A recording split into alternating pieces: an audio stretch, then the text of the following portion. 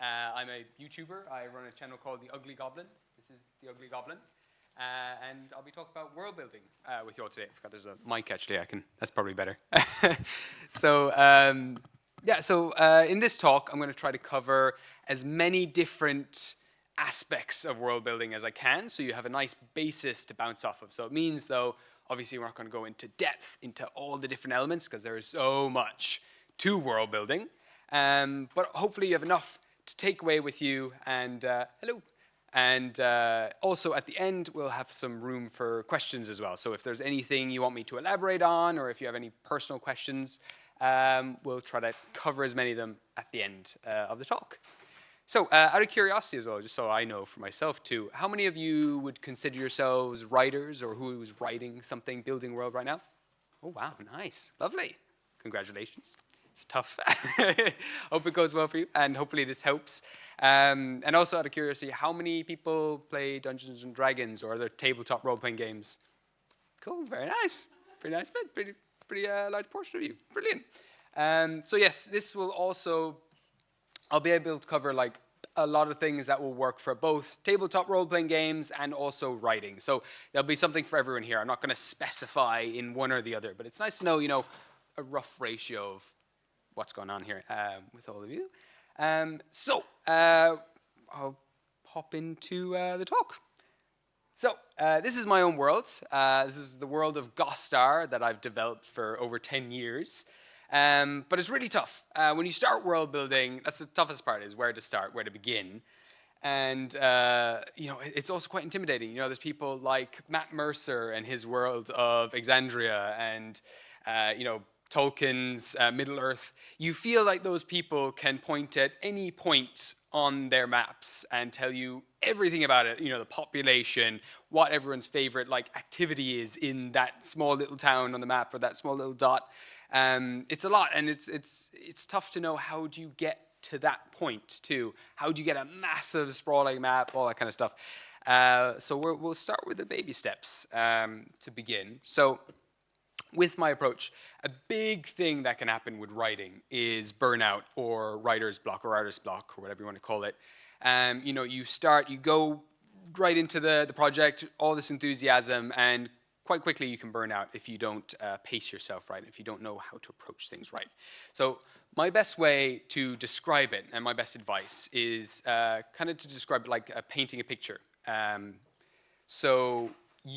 you start small, for anyone who is an artist out there, whoever has drawn an eye on a piece of paper, you spend an hour drawing the eye, get the iris and everything right, draw all the details and the eyelashes, and then you're like, oh, spend a little bit on the eyebrow now, and I've got to go over to the nose, and all of a sudden you spent like 3 hours and you only have like this portion of someone's face, and you're like, oh, I've got to do all the rest of it now, and then you just draw like a little circle and like smile, and it's done.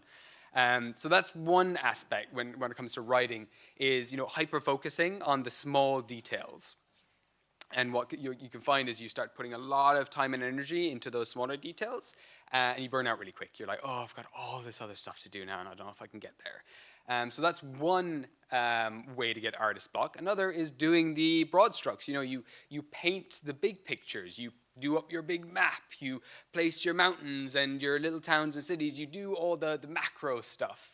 But the only thing that can happen then is you might find that you maybe have no key focus on your world. You don't know where to start telling your story in that world. And so that can be quite difficult, not having a focus for the story you eventually want to tell. Or alternatively, you'll find as well, it's hard to even decide where to start the story. You have so many options now available to you that it's kind of like going through Netflix. You get, choice paralysis. You don't know where to start. It's like, well, this is a good one, but I could do it here. And then you just spend forever fantasizing about all these possible solutions. So both are bad, but both are good when working together. Hello, welcome. In terms of where to begin, I suggest first you do the broad strokes, but you keep them super broad, super vague, super open, and that would be covering your main things, like your theme, the theme of the story, the theme of the world you want to tell, the setting, and the conflict. I'll get into more of these in a little bit, but just keep those in mind. These are the 3 things you want to get down first. And then you want to go as big as possible, and then you want to bring it right in to the smallest possible point in your world, as far away from the main conflict as possible. Or, you just want to go as small as possible and find your focus, where you're going to begin your story, what story you want to tell. Where is your antagonist currently in the world? So in terms of Lord of the Rings, we find Frodo in the Shire. And I'll get to that in just a moment. Or I'll cover it now. So my advice, you find your conflict. What is going on in your world? I'll cover conflicts in a minute. But what is the horrible big thing? What is the story, I suppose, the biggest conflict in your story? And how far can you travel from that conflict? How far can the ripples go before they get to the very end? And how far away from the conflict can you get? And that's a good point to start your story. For example, in Lord of the Rings, we've got Sauron, big evil eye, going to take over the world. And we travel as far away from that as possible to the Shire, where we find Frodo. And in that little town, there's one hobbit who is being corrupted by a ring. And that is still connected to our main plot. And we see where that goes. That one ring needs to be destroyed in order to save the world. So your job is, my voice is going all over the place. So your job is, it's not doing the macro or the micro. It's doing both of them at the same time. Both will influence the other. And it's your job as a world builder to bridge that gap. You'll start writing your story, your focus. Similar for D&D, your party starts here. You also have the broad ideas of the story you want to tell. As the party travels through the world, as your protagonists travel through the world, you'll come up with new ideas, other things you want to develop. That you go back over here, you flesh them out in your kind of broad strokes. So you're going back and forth between the two of them always. So they work in tandem. As I said, you want to find your conflict, and you look at the ripples and you want to go as far away from the ripples as you can. And that's always a nice place to start. But also, when I say conflict, I talked about Sauron, big evil eye. But conflict can be anything. In Stardew Valley, it's the shopping center. Because if you start investing money in the shopping center, the community is gonna suffer from that. So they're not necessarily a big evil corporation trying to destroy the world. They're just trying to make bank. And if you support that, it's kind of a bad thing. So it depends on the story you want to tell. Obviously, the conflict can be anything. And also, the conflict's going to totally depend on your setting. So ask yourself, what kind of setting do you want this to be? Do you want it to be a space opera? This is Saga, one of my favorite graphic novels of all time. Absolutely amazing. Definitely recommend it if you haven't. If you want some inspiration. Is it a high fantasy, classic vanilla fantasy? Is it a cyberpunk kind of setting? Or is it a contemporary fantasy? Ghibli movies are great examples of contemporary fantasy. That would be basically set in the real world, but with fantastical elements. So try to figure out your setting. And obviously, we look at, say, Ponyo, for example. We look at the setting. The setting is obviously contemporary fantasy. But as we break it down, we realize it's more than that. It's about a little boy and girl growing up, traveling together. There's obviously magic and everything else involved. But in the end of the day, it's a coming-of-age story. It's kind of a love story, too, between the two of them. So theme is very big, too. So what is the theme of your story? Is it about family? Fast and Furious, all about family. Nothing, just cars, ignore them, it's family. Is it political? Is it about magic? If any of you have read the Earthsea series, that all focuses around magic and exploring the magical systems, how magic works and influences the entire world. Is it a hero's journey, classic power fantasy? If it's that, you might want to focus on how is your heroes, how are your players going to get stronger and deal with new obstacles? Or is it about gods? Is that something you want to explore? Like Hades, for example, is a great example of just exploring gods and how they all interact. If it is about gods, ask yourself as well, Zeus be like, why is there so many demigods? Just can't help myself.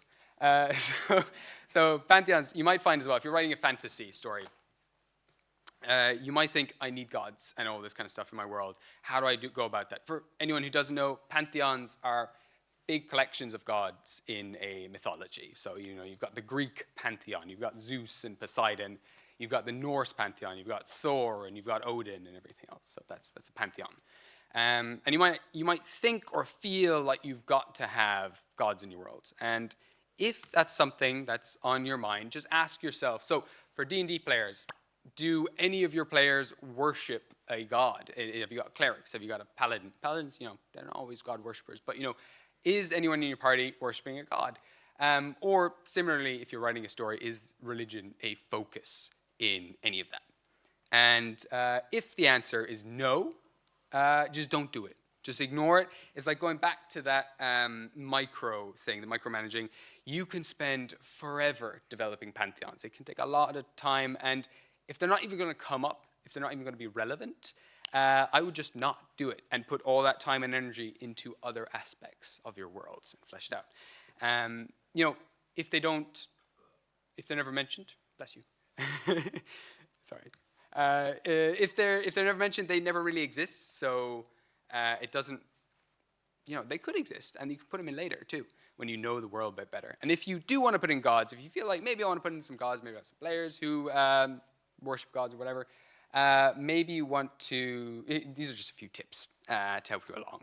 So my main tip is to keep it very, very simple to start off. So ask yourself, what are the core features of my world? Is like life and death prominent in my world? So if that's the case, okay, maybe I need a god of life, god of death, or maybe they're one and the same. What themes do you want to explore? Is it a romance? Do you want there to be a god of love? But do keep it very simple. Don't go crazy. Don't have if you go ahead and make 47 gods in your pantheon, hello, and then you announce that to your players or you announce that to your audience at the start. Well, now they all exist. You can't take them back. It's like adding water to flour. When you've said they exist in the world. So just a little tip for that. Keep it simple. Keep it small as well.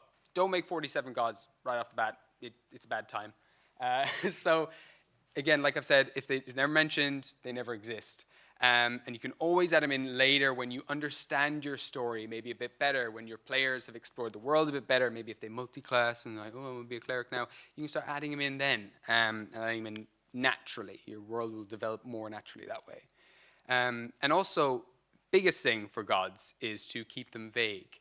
The more you describe a god, the more you start to flesh them out and let your audience know more about them, the less magical and mystical they'll become, the less mysterious they are. Gods really flourish when you leave it to your audience's imagination. They will make them larger than life. You need to do very, very little. So that's my 2 cents for when you do actually add gods. And also, it helps you as a writer. You can then, add more details in later when you understand them a bit better. But you could just be like, oh, it's the wind. Oh, spooky. And I think soft magic systems are a great way to go about describing gods. And if you do want to know a little bit more about gods, I'm a YouTuber, so there's you can check out my stuff. I can expand on this a little bit more if you want to check that out later on. But in terms of magic systems, I mentioned softcore magic systems. If I'm going too fast as well, just scream or wave your hands as well. But in terms of magic systems, you've typically got hard or soft magic systems. And magic systems, when I explain them, it doesn't have to be magic necessarily. You can have, if you look at the cyberpunk games, I would consider the augmenting of your body or whatever with mods and things, that would be a magic system in some way. Avatar, it's not necessarily casting spells, but they are bending elements, and that is magical. So anything that is, I suppose, supernatural in the world, like extraordinary, I would consider that a magical system. And so it's like a scale. You can go like towards one end, hard magic system, soft magic system, and there's benefits for both. And typically, one story will lean one way or the other. So pros and cons to a few of them. Soft magic systems, to explain, are very much just classic magic. Gandalf's magic is a great example of soft magic system. Things that just feel magical. You don't have to explain them. He just does the magic. Obviously, some cons to that is they can feel very convenient in certain situations. The giant eagles, for example, are one. I know there's kind of like probably some reasoning behind that, but also like why don't they just use the eagles to take them all the way to the mountain? I don't know. Ask the eagles, I guess. Yeah, there's pros and cons to it. It's a great way to make your world feel very magical and very mystical and mysterious and everything else. But obviously, when you use soft magic systems, when you use soft magic systems, you want to use it in small amounts. If you continuously use it and constantly use it as just, easy ways to get out of bad situations, your story's never going to have any weight. It's never going to feel magical or mystical. It's just going to kind of feel a bit like, yeah, okay, cool, that was convenient, and you move on. Hard magic systems then, they're really nice. A lot of stories nowadays seem to really enjoy hard magic systems. They're really crunchy, they're satisfying. You as a reader feel like you're problem solving. Great example is in Avatar. There's scenes where, say a waterbender is put in the desert. Waterbenders need water to bend, to use their powers. So you put them in the desert, and it's like, well, how are they going to start using waterbending now? And then they're like, oh, but maybe the cactuses have water, so they pull the water out of the cactus. And as a reader, or as a player or whatever, it can feel very satisfying to problem solve and to figure out how they're going to get out of whatever X situation. And also, it's a nice way to give your world structures and rules. It gives a nice skeleton to your overall world building. Often they revolve around a gimmick too, so that's something a lot of people like to try to find, like what's the gimmick of my magic world? So Avatar, for example, bending elements is very cool. But it doesn't suit everybody. You gotta have big brain for crunchy, hard magic systems. And if you don't kind of get them airtight, they're easy to pick apart and pick out the flaws. And like people love to do that in like Reddit and stuff. Like, oh, well, actually, it doesn't make sense. So yeah, it's one of those ones. Be careful with it too. And it can also make your world a bit more rigid. The more rules you add to it, the less magical it'll actually become, and it'll just feel more like a kind of mathsy kind of system. Also, in terms of rules, they don't always have to make sense. They don't have to be realistic. Great example is in, gone for my name now. Who Framed Roger Rabbit? Thank you. So there's a cartoons in the human world. These guys have been handcuffed for a large portion of the movie. They're running around. Eventually they find a saw, and the guy is like sawing away at the handcuffs. And it's in that moment the box that they're like balancing it on is wobbling all over the place. And so Roger Rabbit, who's with him, takes his hand out of the handcuffs and holds the box while he's sawing. And he's like, why didn't you do that the whole time? And he's like, well, it wouldn't have been funny back then. So even in that cartoon world, they can only do cartoon things if it's funny. So have fun with the rules too. And exceptions are great. Add as many rules as you want, but also if you want really good world building, if you want your world to feel believable, add exceptions. That's the way to make it feel. I'm just going to check time, make sure. Okay, yeah, all good. If you want your world to feel real, like our own world, there are constant exceptions to everything.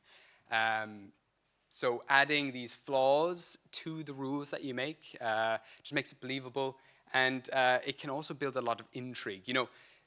Some of my favorite moments, you're watching a movie and you think, the magic system works a certain way. You think the rules of this world work a very certain way, and then all of a sudden, the main character, say the magic system, for example, these are the rules, this is how it works, and then your main protagonist figures out a way to flip that on its head, and you're like, oh my God, that's so cool, it's revolutionary. So it's very satisfying for an audience to add these exceptions. Does anyone play Dragon Age here? Any Dragon Age fans? Nice, brilliant, good taste. My example here in Dragon Age, one big theme of Dragon Age is this thing called the Blight. Basically turns you to simplify it, turns you into like a demon zombie. They're way over there, these guys. If you get any of their blood in you, you turn into one. And there's no cure. That's the whole point.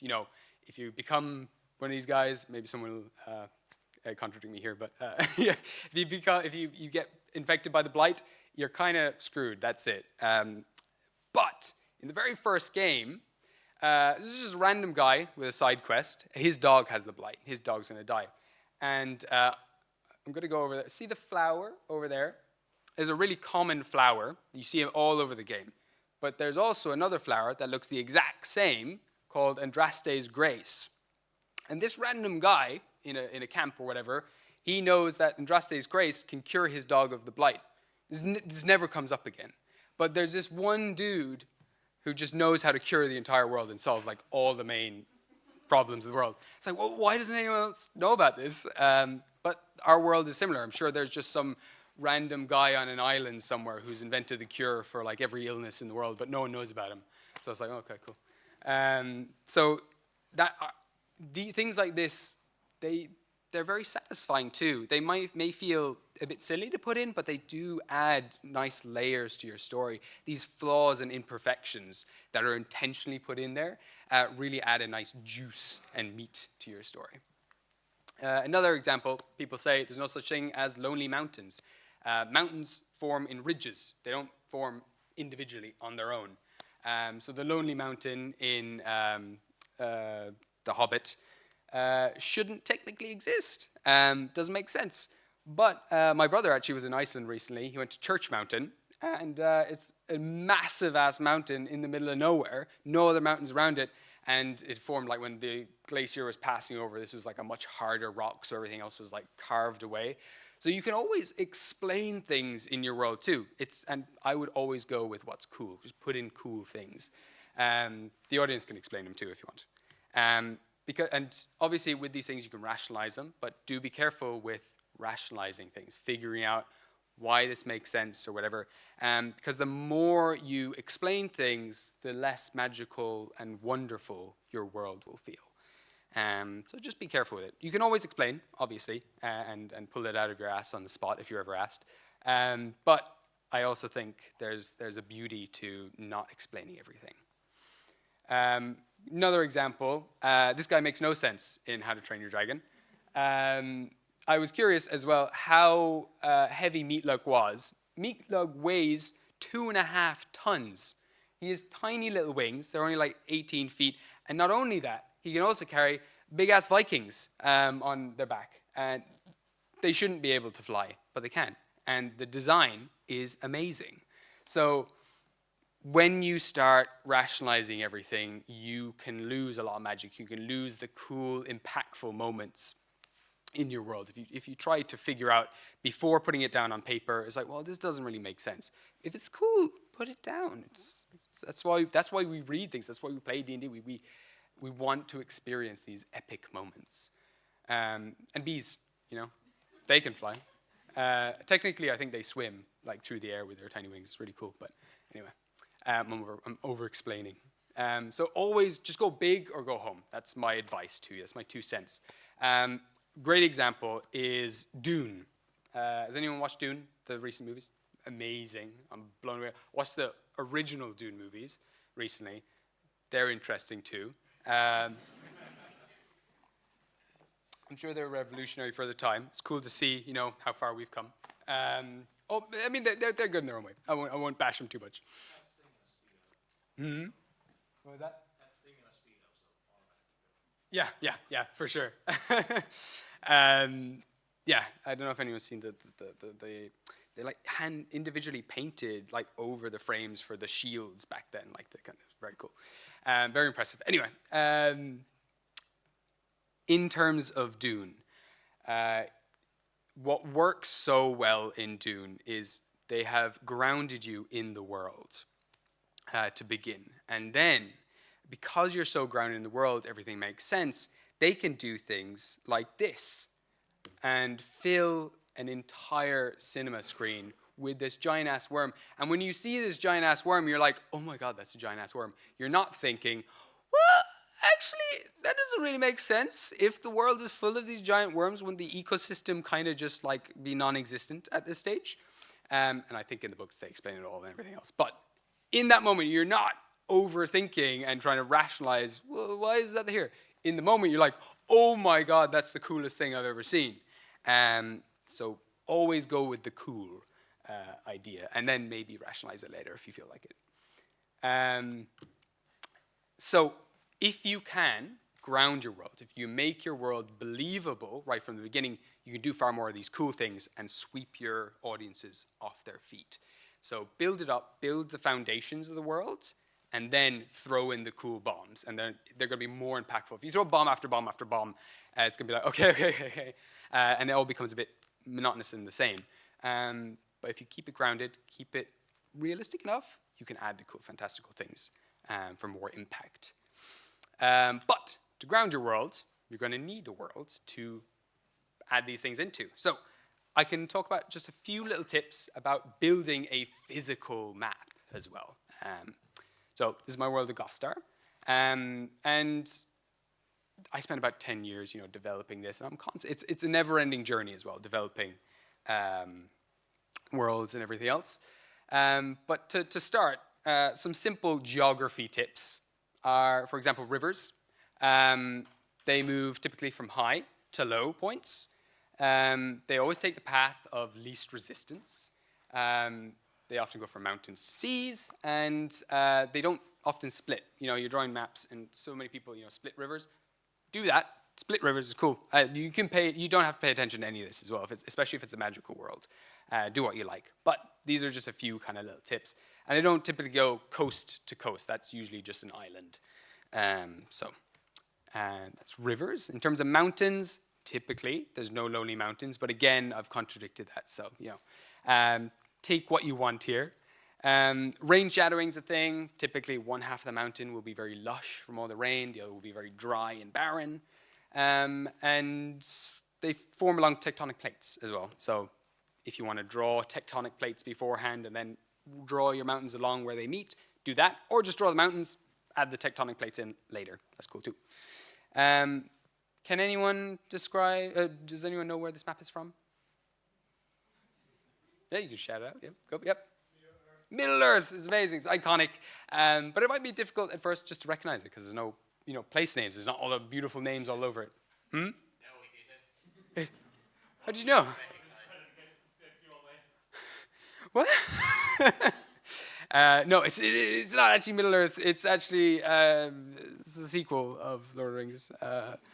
No, this is Middle Earth. And you might have a map like this eventually when you've added your mountains, your rivers, and trees and everything else.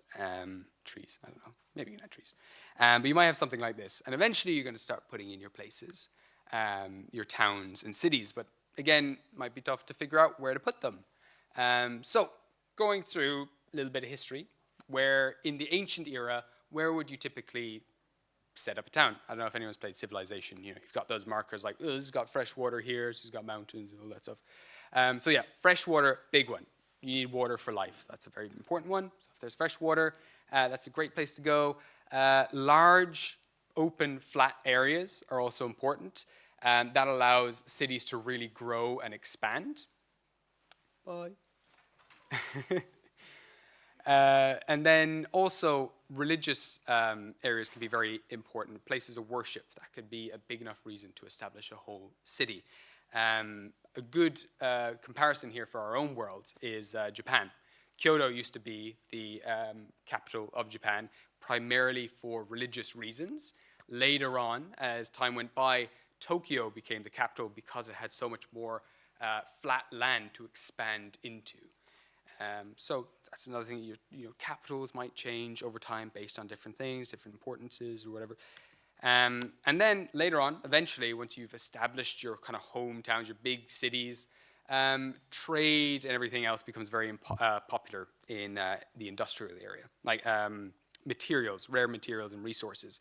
You might find people move to the mountains all of a sudden. There might not be a lot of flat land or anything, but they are great places to defend against enemies. You've probably made enemies by this time in history. Or there might be ore-rich mines in these mountains too, and you might need some iron or metal to make weapons to fight your enemies.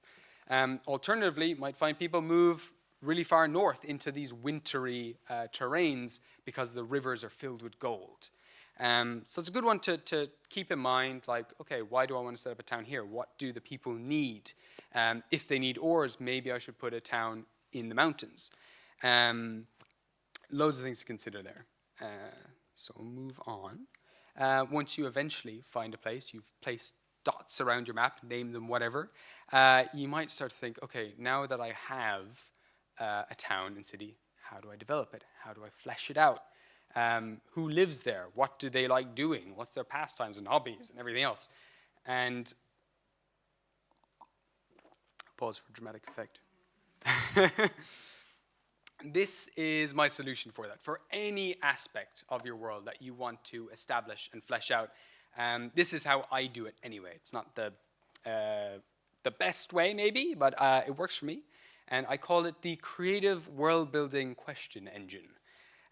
So it's very simple. The way it works, you have your idea, you have your concept. In this case, I had a town that I wanted to produce magical guns.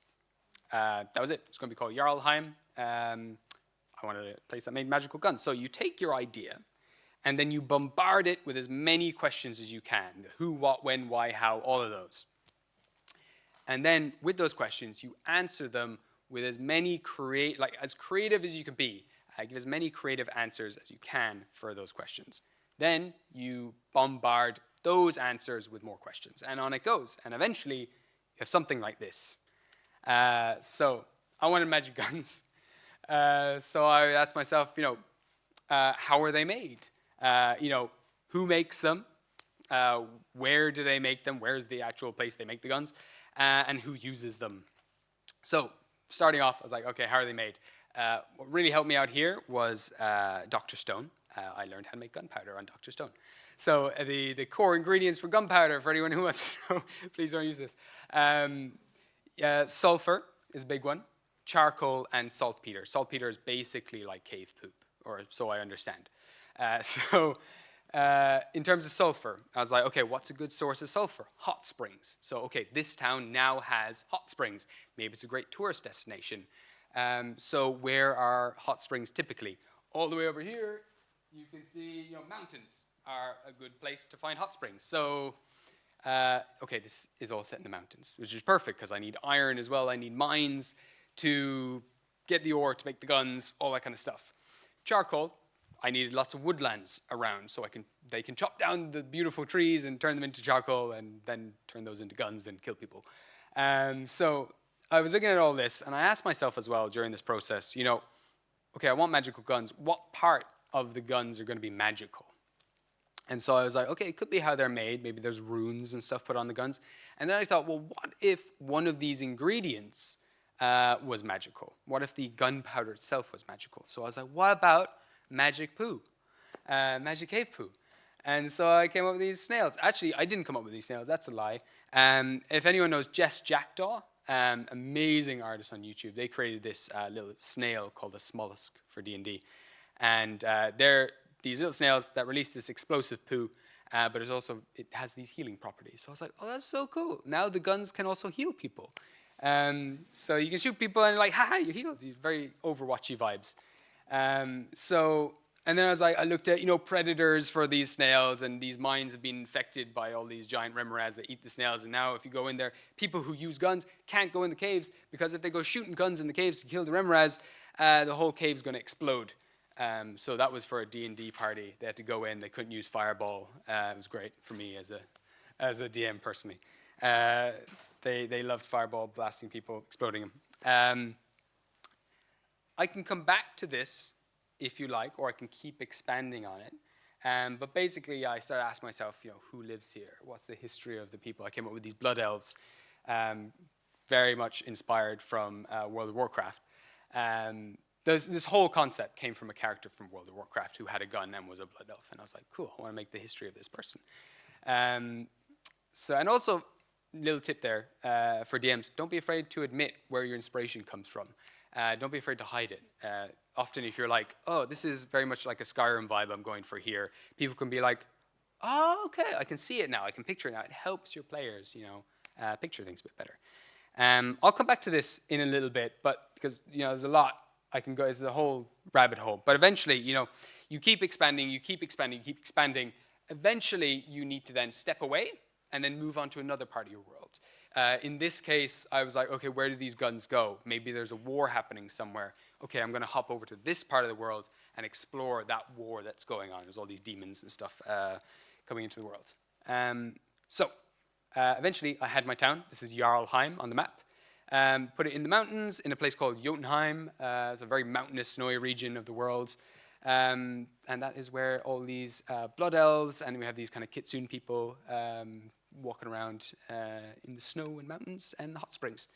There you go. And so that was one portion of my map that was now established.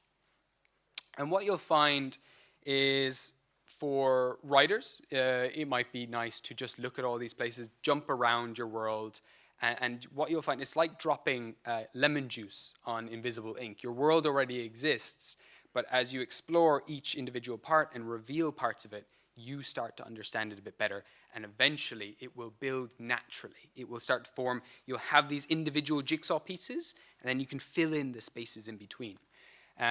For DMs, D&D players out there, great way to do this is one-shots. Set one-shots in different places, and then just connect them all. Say they're all part of the same world. And you'll have a very nice established world very quickly. Big part as well of world building as well. Last little tip here, and we can even answer some questions or whatever. I'm going quite fast. Big part of world building. When you have your world, it is so easy to just want to show off and be like, ask me about that. And you can like spat all the lore. And now ask me about that. And what that can do, if you start lore dumping a bunch of stuff in your book, in your D&D games, people aren't going to be interested. It's the hardest part, I think, as a world builder, to only show them the tip of the iceberg. Only give them enough. You know everything else. But what that does is it builds intrigue. It has them asking more questions, as opposed to being like, okay, that's enough lore. I don't care anymore.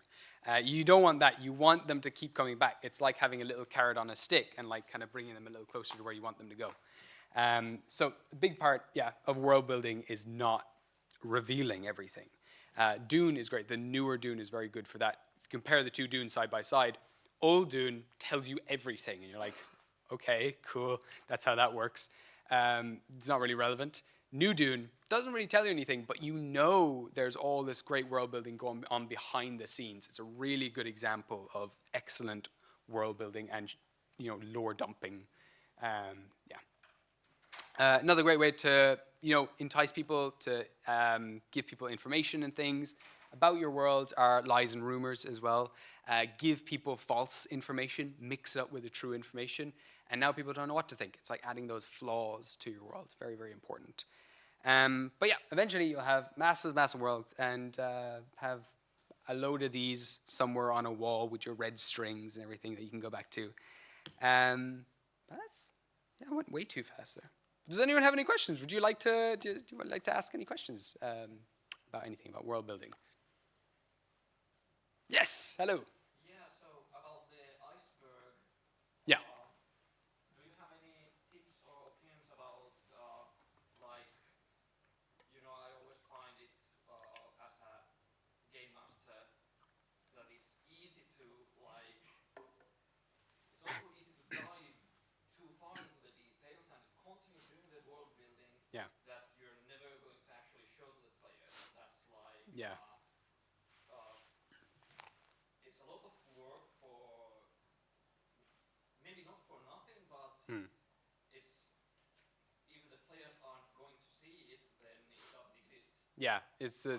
So how to get the balance of getting enough world building so that things seem consistent, but you don't have to work yourself so hard. It's a big tragedy for most DMs. You don't get to share half the stuff that you come up with. I learned it very early on. And so do you want to expand on that? No. Oh, I'll come back to you. Sorry. So it's a really tough one. I think as well, like having core foundations of your world is great. My biggest tip is don't do this. Don't make a map. As soon as you make a map, and you start to really develop everything, it's so tempting to be like, I want to tell them all about this cool stuff I made. As soon as you have a map, and the more rules and the more you establish about the more you establish your world, the more rigid it will become, and the less creative your process will be, your world building process. So my advice: don't build a world. Just get the core essentials. Aware, again, it's that going back, that bridging between micro and macro. You've got your players going to one town or whatever. Flesh out that town, figure out what's going on in there, but then you don't know where they're going to go next. So figure out, maybe best thing is bullet pointing things, just rough ideas and concepts about where they might go. There's a cool place that has a big crystal. There's a town made of crystal. And then there's also there's a very cool skull cave, and it's got fire bats inside. That's all you need. And then your players, or again in your novels, you might find when you really get into the headspace of a character, they'll go places you didn't even know they would go. When you really understand a character in your novel or story, whatever, they'll start doing things that you wouldn't necessarily think of doing, but they'll start doing. They'll start writing their own path, very much like players in D&D. They'll start going places. They'll start writing the story for you. So only, get the current stuff where they are now, a little bit of history on that. Past that point, bullet point it, and let it evolve naturally. They might never go to the cave with the fire bats. They might want to go to the big crystal place, or they might actually be like, well, what's actually over that mountain over there? And they're like, oh, I don't know. And then my favorite moments in D&D where I think the real golden stuff comes out of is when it's when a player asks you something you have nothing prepared for. Because in that moment, you really test your creativity. And what is beautiful about those moments is you have no restrictions. You have no notes that you have to go and check. You're just like, okay, I'm just going to wing it here. I'm going to come up with a wild thing as possible, and I'll make it make sense later. Biggest part in those moments is like taking note of names you've mentioned. So yeah, the Lord Baron Humperdinck is over there. And then 2 sessions later, like, we're going to see the Baron again. And you're like, oh, what did I call him? So that's the only thing you'd have to do in those moments. To answer your question, yeah, I wouldn't go and do massive world building. Just as much as you need is the best thing to do, and it will evolve much more naturally that way too. If you, again, the more you expand and everything, it becomes more rigid. As soon as you have a map, my players are like, I want to go here. I'm like, okay, I got to do math now to figure out how long it takes to travel there and everything, and there's these things in the way and everything. But if you don't have a map, you're like, yeah, I'll do it there now, and that's it. Or if you wanted to draw it out more, you'd be like, oh, well, we'll say 10 days, and I can have some random encounters along the way or something like that. So this should be your last priority, is map making. Yeah, hope that answered your question a little bit. Yeah. Anyone else? Oh, yes. Was that a wave? No. No, sorry. Yes, hello. Yeah, I have a question of whether or not you think it is better to like start with the world-building idea of, let's say, like an FTL system in a sci-fi. You start with the FTL of how it works, like where it goes through real space at blah blah blah way, and it works like this. Yeah. Or should you start like, I want a story where they jump around randomly between different planets or even galaxies, and then figure out, okay, what the fuck is the FTL system? Yeah. It's a good question. I think as well, it's a little bit down to preference. If you enjoy writing story, start with the story a bit more. If you really like crunchy systems, go with the system a bit. But also with both, don't flesh them out fully. Allow wiggle room for both, because that will happen. You'll start writing one thing, and then you'll go over here to your characters, and you're like, well, actually, I want them to be able to do this, but I've written rules that they can't do that, so now it doesn't make sense. So again, just enough, as much as you need, and start with what's more exciting, I think, for you more than anything. Again, if the FTL system is like the biggest backbone of your story, and that's how everything works, do flesh that out first, maybe. But again, if you've got cool ideas, you're like, I want the characters to do this, play around with that, see how that goes. They might do things that you never thought they would do. And you're like, wait, that's a way cooler idea. So yeah, it's down to preference, I think, more than anything. But if it's the backbone, get it down as much as you can. Yeah. I think, yes, hello. Yeah, I was planning on asking because you brought in the idea of lights and rumors. How many times and how often do you think you yourself or anybody, players, viewers, anyone else caught into kind of the trappings that whatever information is told to them by a character or anybody else Yeah. is infallible? So, I mean, because I'm not sure I completely grasped it. So, Basically, yeah, a character just explains that this is how this works. yeah, Everybody now believes that it is how it works. right. But the problem is that You, each character might not know everything. yes, that's a really fun one. I've done it a lot, and there was a weird moment when I was DMing when I realized, I'd been quite honest as a DM, giving everyone, like spoon feeding everyone the whole time, and then I had an NPC tell a lie, and everyone was like, "Cool, yeah, sounds good," and I was like, "Oh, that's really cool. I can do that." So yeah, that can happen, and I think eventually a lesson needs to be learned by your characters that they can't trust everyone. They'll go ahead, or is it with a tabletop game, or is it with a story in general? Yeah, I think it's great that someone will just believe that, and your audience will believe it, and as the story goes along, best way I would do it is have it slowly be revealed that that is not the truth. And you will build a beautiful, like, kind of foreboding feeling, like, oh no, we've believed this the whole time. And just trickle that information to the audience. Like, great example is The Witcher. So often you go off and you're like researching, like, okay, tell me about the monster. And they're like, they had 5 heads and they could teleport. And then you realize it was like a drowner or something. You're like, okay, come on, dude. So yeah, the way I would approach it is, you go, say it's a monster, for example. They said it's a dragon, and you go into the cave, all your dragon slaying equipment and everything, and you start realizing, like, oh, it's actually just, there's a house on the mountain. Why is there a house? Let's reverse it. Let's say it's a witch or something like that, and you're like, okay, I'm going to go into the swamp and go look for this witch's hut, and you bring all your witches slaying equipment or whatever, and you get there and you're like, oh, there's no one home. That's the first kind of like hint, like, oh, that's strange, and they're always meant to be here on a full moon or something. You look around, you're like, okay, now I'm in the swamp, now we're kind of running out of supplies, we're looking around in the bog or whatever. That's another step, like, we thought we'd find this like in a day or two. And then eventually it turns out, it's a dragon has lured you here, given you this fake information, and they reveal that in their big thing. You're like, oh no, okay, we're screwed now. And then they'll learn from the future then. That's the best thing as well. And that can feel quite satisfying for players, for the audience. You're like, oh, we can't trust anyone now. That's been lied to, yeah. Hope that answered the question to some extent. Is that okay? Yeah. Yes, yep. Yeah.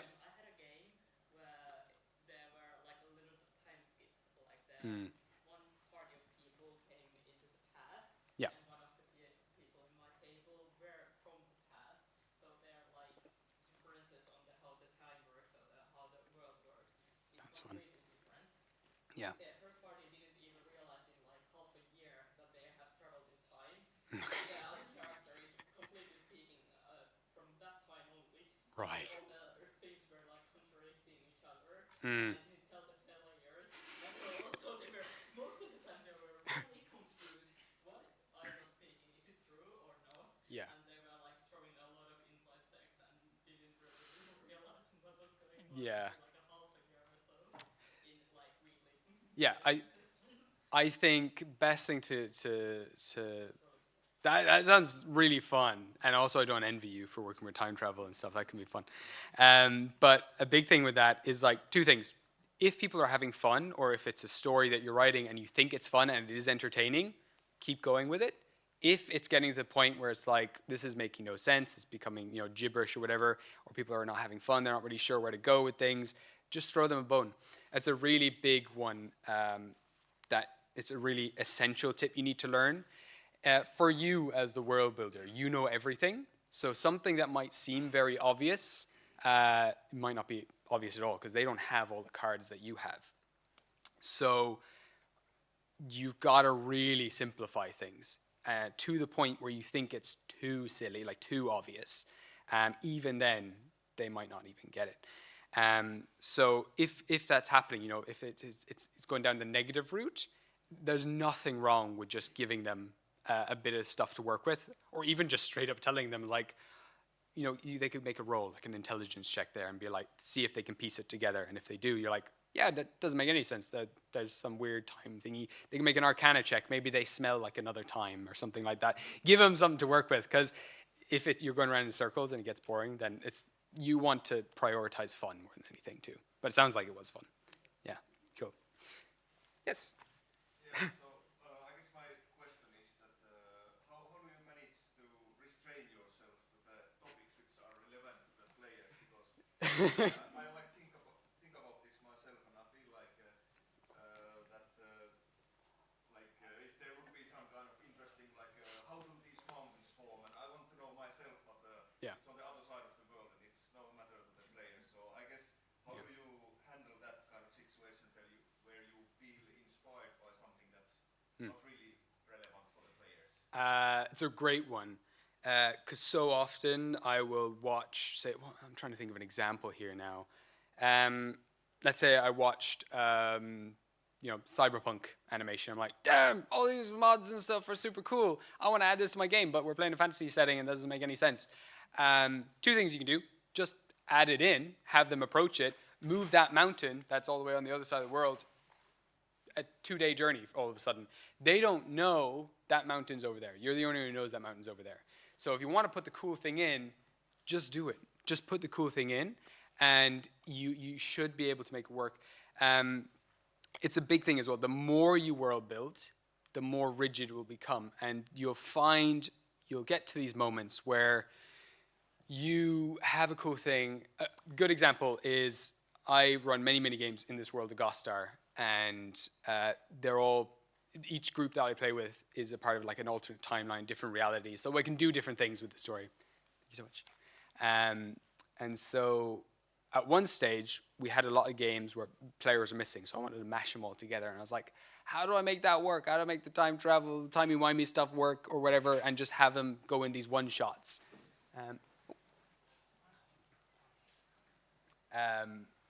How do I make that work? And I was racking my brain for ages, and I was like, this isn't fun for me to figure out. So I just had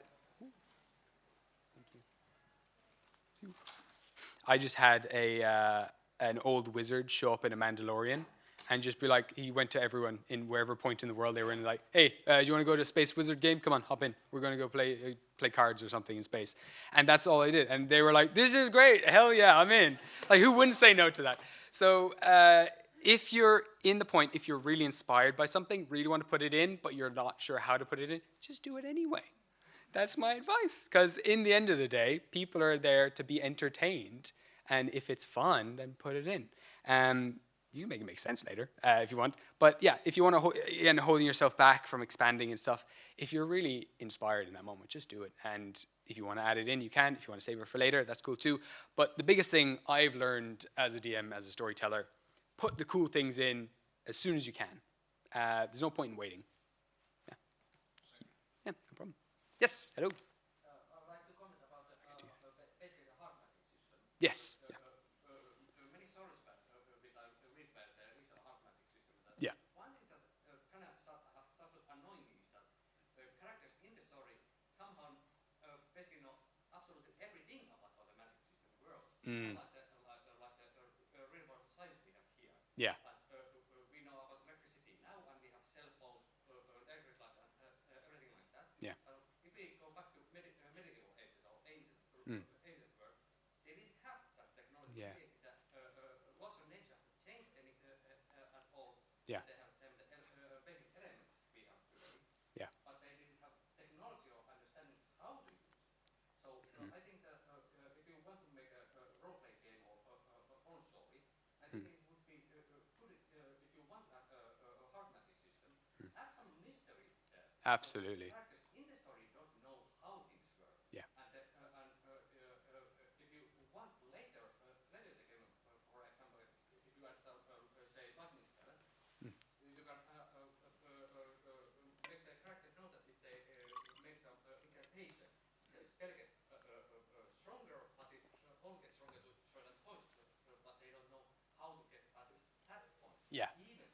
Absolutely. In later game you want to add up those power of the spells. You can add that there's some basic technical revolution that makes it impossible to get even more power.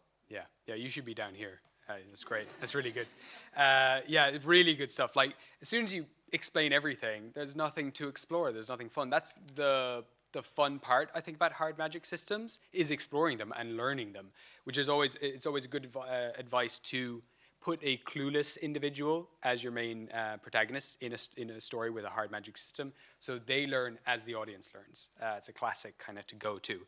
But I totally agree with you, yeah. Add flaws, add mystery, don't flesh everything out, because it is the journey. That's the whole point of a hard magic system, is figuring out, problem solving. It's not like, otherwise it's like Pokemon or Yu-Gi-Oh! It's like, well, he's playing the whatever trap card, it does this so-and-so effect, and it's like, okay, thanks dude, but like, I figured it out, like, it's cool. Yeah, you want to avoid that. You want to avoid constantly explaining things. Like, I don't know how my phone works. I don't know how the electricity moves around my phone. Like, even in our world, I don't know. I mean, I studied physics, but I don't know what's going on in there. Like, no random person should know that. So absolutely, 100%. Add flaws, add mystery. Don't flesh it all out. There's a question over there. Yeah. Do we have mics?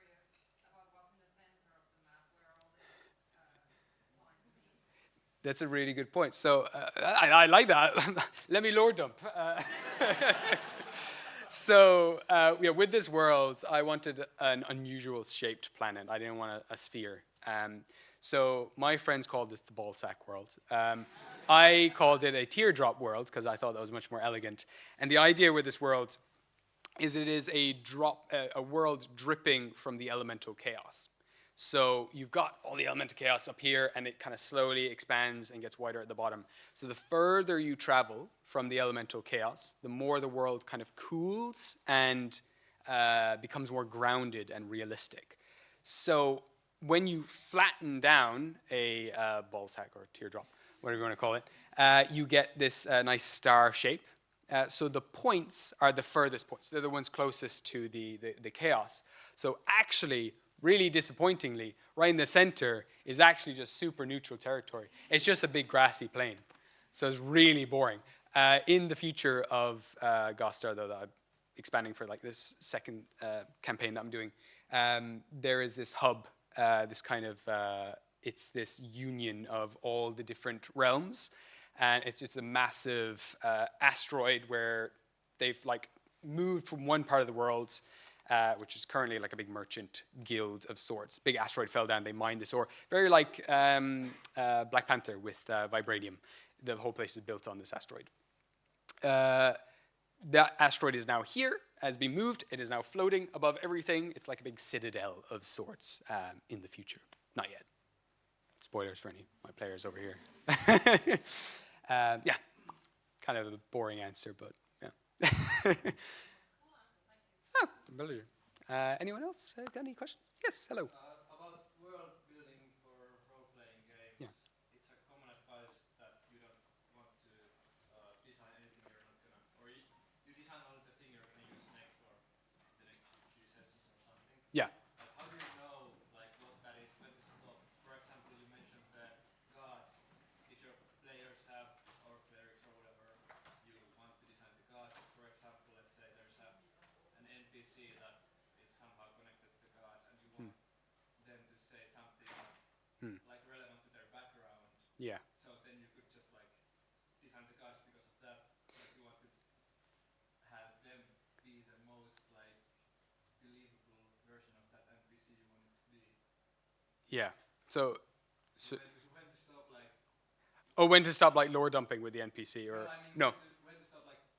How much do you actually? Oh, like expand on the god itself. Because you can always like decide more and more I get. to make the world Yeah. most believable. I get you. Yeah. So yeah, the cleric is believing in X god, and they suddenly find an expert on that, and you're like, oh, now I need to tell them. Oh, thank you so much. Thank you.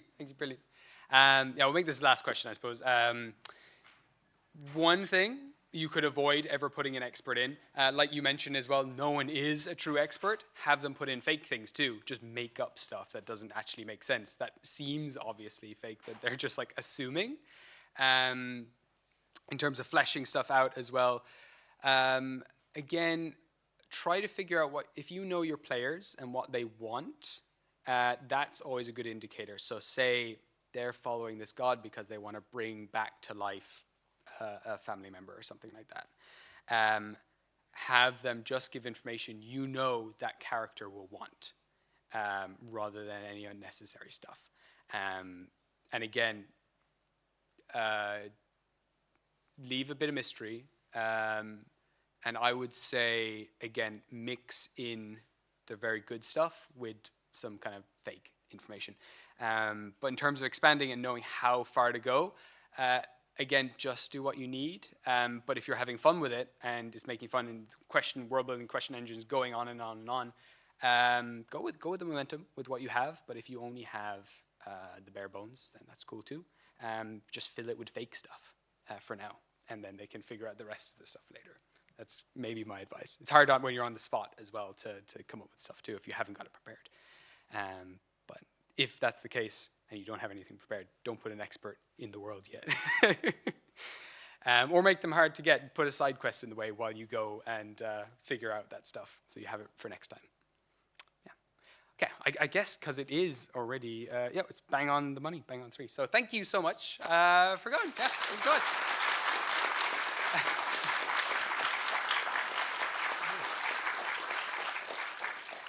If you want more world building stuff, I'm the Ugly Goblin on YouTube. I've got some other kind of stuff there.